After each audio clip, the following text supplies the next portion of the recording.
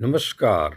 IIT बाबा को लेकर के जिस तरह से फिर कुछ लोग जो उनके खिलाफ जो पहले से अभियान चला रहे हैं, अब लगता है कि फिर से अभियान चला रहे हैं कि आईआईटी बाबा का जो एक अध्यात्म है या जो उनका जो कुछ भी वो कर रहे हैं उसमें कहीं ना कहीं उसमें सापेक्ष गुरु का भाव दिख रहा है। यानी उनकी जो आध्यात्मिकता है उसमें अभी तक उनको सही गुरु नहीं मिले हैं। और इसमें तमाम संत हैं जो निश्चित तौर पर वे भी इंजीनियरिंग बैकग्राउंड से आए हुए हैं और कहीं ना कहीं वो भी एक अच्छी खासी नौकरी छोड़ करके आए हुए हैं। जो किन्हीं का नाम दास जी हो सकता है, किन्हीं का नाम और भी तमाम जो हो सकते हैं। सदगुरु ने भी उनके आईआईटी पर जो है वो आईआईटी बाबा पर जो है काफ़ी कुछ व्यंग किया था कि आईआईटी होने से ही आप अच्छे संत और अध्यात्म में नहीं आ सकते हैं, उसमें ज़रूरी नहीं है। और उन्होंने अपना उदाहरण बताया था कि उन्होंने बहुत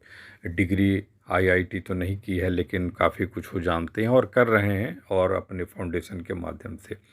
लेकिन इस तरह की बात जब कही जाती है तो निश्चित तौर पर यह एक ऐसा अध्यात्म है जिसको थोपने की कोशिश है। क्या यह सही है? निश्चित तौर पर अध्यात्म की प्रक्रिया में कुछ ऐसी बात होती है जिसकी शुरुआती जानकारी बहुत ज़रूरी है, जिसकी शुरुआती कहा जा सकता है कि शुरुआत में कुछ ऐसे ज्ञान की ज़रूरत होती है जिसको आईआईटी बाबा भी कहते हैं कि ज्ञान के माध्यम से आप जानना सब कुछ जानने की कोशिश करते हैं। यानी ज्ञान का यही मूल मंत्र है कि आप जानने की दिशा में अग्रसर जो होते हैं, लगातार जो है वो अग्रसर होते रहते हैं। यानी कुछ न कुछ आप जानने की कोशिश करते हैं और उस प्रक्रिया में जानते भी रहते हैं। भक्ति में थोड़ा सा अलग है कि उसमें आपको मान लेना होता है, उसमें बहुत तर्क नहीं चलता है कि ये और वो। उनमें आपका जो अपना एक मान लिया मतलब यह नहीं कि उसमें विश्वास का कोई ऐसा है, बिलीफ नहीं। मानना ऐसा कि आप मान करके ऐसा चलते हैं कि जो आप समझ रहे हैं वो सच है, वो विश्वास नहीं है। वो दूसरे का अगर हो गया तो वो निश्चित तौर पर वो दूसरे का वो तरीका उसका हो जाएगा। आप मान रहे हैं ये आपका अपना है। ज्ञान जो है वो ज्ञान में निश्चित तौर पर वो जानने की है, वो भक्ति योग नहीं है। ज्ञान योग अलग है, भक्ति योग अलग है और उसमें काफ़ी कुछ कहा गया है भी। लेकिन जो बाबा को लेकर जो बाबा अध्यात्म के सहज रूप को, जो रूप निश्चित तौर पर जो कई दास हैं, कई सदगुरु हैं, वो नहीं बता पाएंगे। वहाँ एक प्रक्रिया के तहत आपको चलना पड़ेगा। एक लंबी कहा जा सकता है उम्र आपकी निकल जाएगी, एक लंबा समय निकलेगा, एक लंबा आपको शिष्यत्व में रहना पड़ेगा, एक शिष्य बनकर रहना पड़ेगा। वहाँ पर आपको उसकी जो प्राथमिक शिक्षा जो होती है उससे गुजरना पड़ेगा।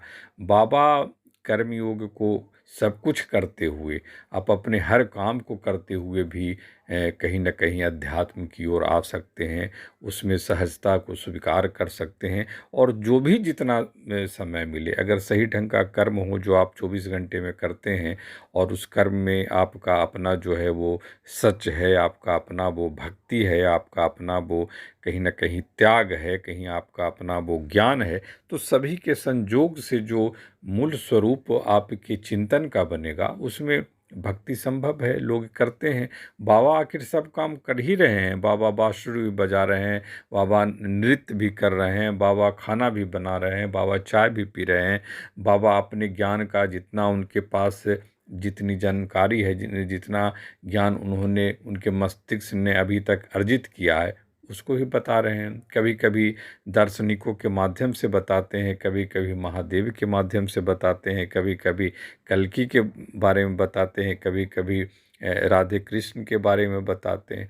तो ऐसा नहीं है कि बाबा कहीं एक पथ पर चल रहे हैं और वहाँ से जो है आपको कहीं ना कहीं वो ऐसा कुछ बता रहे हैं कि उसमें आपको सिमट कर रह जाना। उस चीज़ को समझना जो कि दूसरे साधु संतों को, सन्यासियों को और जो काफ़ी शिक्षा ग्रहण करके काफ़ी समय दे करके इस क्षेत्र में आए हैं, काफ़ी कुछ जानकारी उनके पास है, उनके मन मस्तिष्क में काफ़ी जानकारी है, और है भी, इसमें सच्चाई भी है। ऐसा नहीं है कि उस ज्ञान की यहाँ एकदम अवहेलना कर दे सकते हैं और उसको एकदम आप इनकार कर दे सकते हैं, ऐसी भी बात नहीं है। ज्ञान जरूरी तो है ही ना। अक्षर ज्ञान अगर नहीं हो, अगर आपको शब्द ज्ञान नहीं हो, अगर आपको वाक्य ज्ञान नहीं हो, तो दूसरे को आप किस रूप में इम्प्रेस करेंगे, दूसरे को आप किस रूप में कहीं ना कहीं उसके साथ संवाद का जरिया आपका क्या होगा।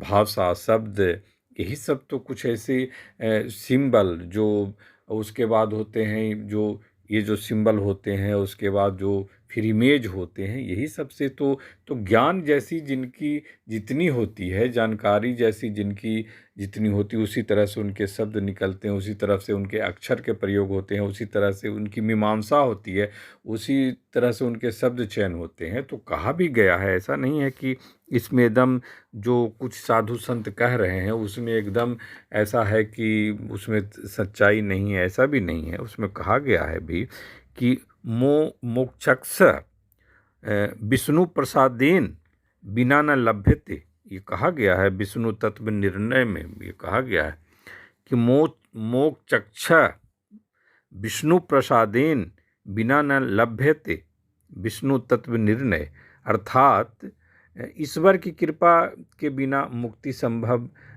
असंभव है। तो ईश्वर की कृपा के बिना मुक्ति असंभव है, जो बाबा बार बार कहते हैं कि आप अपने कर्म को सिर्फ करते रहिए, लेकिन उसके जो नतीजा निकलते हैं, उससे जो फल की प्राप्ति होती है, उससे जो उसके नतीजे आपके कर्म का जो फल निकलते हैं, उनको आप छोड़ दीजिए भगवान के ऊपर। समझिए कि आप उसके कर्ता धर्ता नहीं है, आपने सिर्फ अपना कर्म किया और ये इसका जो नतीजा निकल रहा है और किसी और के माध्यम से हो सकता है कि आपने बहुत अच्छा कर्म किया हो लेकिन नतीजा खराब निकला हो, तो फिर वहाँ से क्या होगा कि आप हजार तरह के रोग से ग्रसित हो जाएंगे। लेकिन आप अगर दूसरे माने ईश्वर के ऊपर छोड़ते हैं या महादेव के ऊपर छोड़ते हैं या कृष्ण के ऊपर छोड़ते हैं या राम के ऊपर छोड़ते हैं, तो कहीं न कहीं इससे ही आपको समझने में, अगली बार जब आप उसी कर्म को नए सिरे से उस परीक्षा में जाएंगे या किसी और दूसरे कर्म में जाएंगे, तो संभव है कि जो कमियां आपके अंदर रह गई है, जैसे कहा भी तो गया कर्मण्येवाधिकारस्ते मा फलेषु कदाचन, कर्मण्येवाधिकारस्ते मा फलेषु कदाचन, कर्म ही करने का सिर्फ अधिकार है, फल की चिंता ही नहीं करनी है। और फल की चिंता हो गई अगर, तो कर्म का जो सही परिप्रेक्ष्य में जो कर्म किया जाता है उसमें कहीं ना कहीं एक भटकाव आएगा, और भटकाव इसलिए भी आएगा कि उसमें पहले से कर्म का कहीं कोई एक फल है यह सोच रहे हैं। भक्ति में यह संभव नहीं होता। भक्ति में अगर इतनी अगर जागृति है आपकी चेतना में कि इस कर्म के बदले यह मिलेगा, तो निश्चित तौर पर वो भक्ति नहीं होगी। वो निश्चित तौर पर संभव है कि वो ज्ञान हो जाए कि हमने इतना किया इसलिए इसका फल प्राप्ति इतनी हुई और उसी में हमको संतुष्ट होना है। तो इसको जब तक गहराई से नहीं समझेंगे, और इसी बात को जो है बाबा के जो रास्ते हैं, बाबा के जो बताए रास्ते हैं, जिस पर कुछ युवा चल रहे हैं, जो प्रभावित हो रहे हैं, और संभव है कि चूंकि इंजीनियरिंग बैकग्राउंड के हैं तो लोगों को लग सकता है कि बाबा उस रूप में मंत्र नहीं बोल रहे हैं, उस रूप में वो दोहा नहीं बोल रहे हैं, उस रूप में श्लोक नहीं बोल रहे हैं, तो निश्चित तौर पर वो जो प्राथमिक जो होता है, प्रारंभिक जो प्रक्रिया होती है भक्त बनने की, वो उनके पास नहीं है। इसलिए जो चीज़ जो है वो भटक गए हैं और दूसरी तीसरी रास्ते पर जा रहे हैं, और जिसको स्पिरिचुअलिटी कहते हैं वो उसमें अभाव है, क्योंकि उनको अच्छे गुरु नहीं मिले हैं।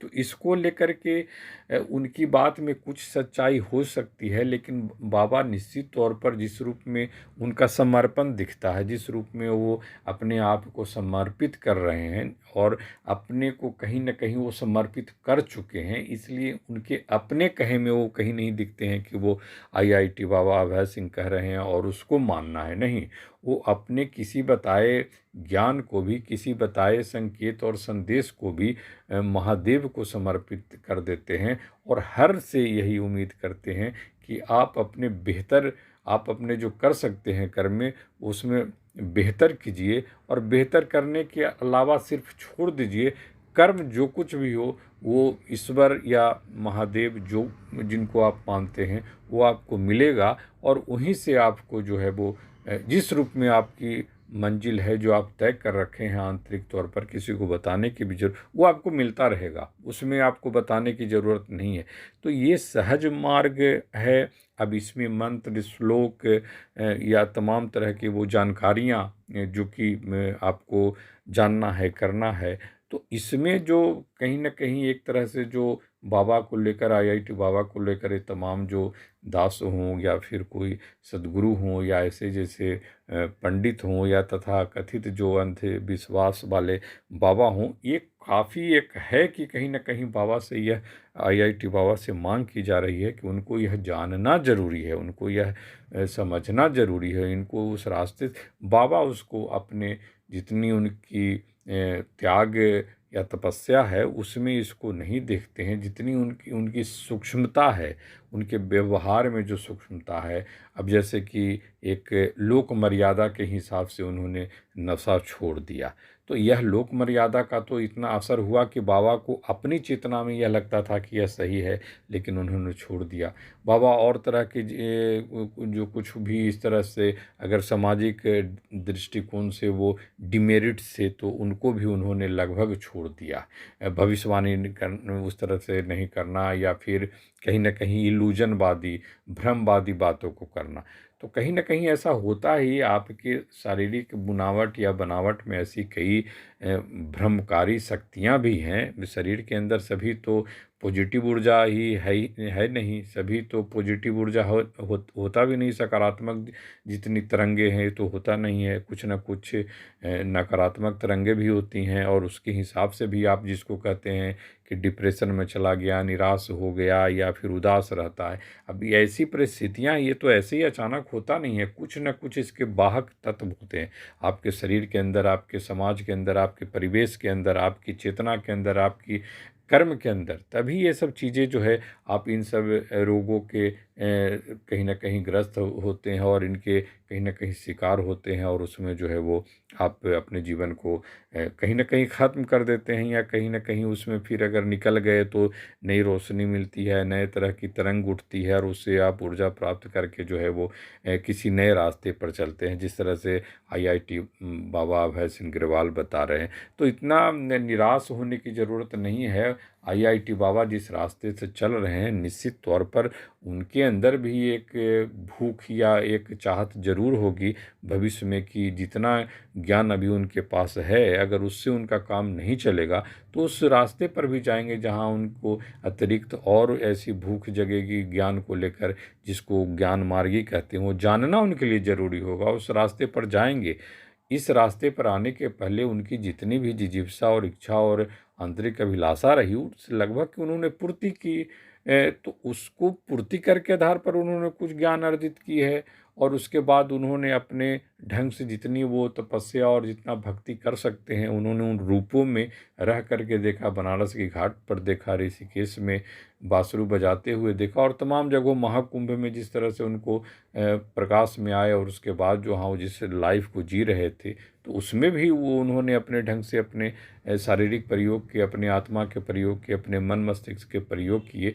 तो जो बाबा अभी उनके खिलाफ बोल रहे हैं और वो सोच रहे हैं कि उनके जैसा ही उनको अगर कोई गुरु मिलते, सदगुरु मिलते, और उसी रूप में वो बरसों बरस वो तपस्या करते, उसके बाद जो है वो मंत्र उच्चारण के साथ जो है श्लोकों के साथ वो आते, और उसके बाद जो है वो कहीं न कहीं प्रेस करते युवाओं को और या भक्तगणों को, जो भक्त बन जाते हैं तथाकथित बाबाओं के, तो उस तरह से करते उसके बाद जो एक अपनी परंपरा चल रही है अपने कहा जा सकता है सनातन में, उसी रास्ते पर बाबा आईआईटी अभय सिंह ग्रेवाल उस रास्ते से बचाना चाहते हैं। और उससे अलग अगर कोई सत्य है और जिसको लेकर हम सभी को सोचना है, इसमें कोई ज्ञान की कोई सीमा नहीं है, ज्ञान की कोई सीमा नहीं है। ये प्रायः वैज्ञानिक भी कह चुके हैं, न्यूटन से लेकर के आइंस्टाइन तक ने कहा है कि ज्ञान की कोई सीमा नहीं है। और न्यूटन तक ने तो यहाँ तक कहा था कि बालू समंदर के किनारे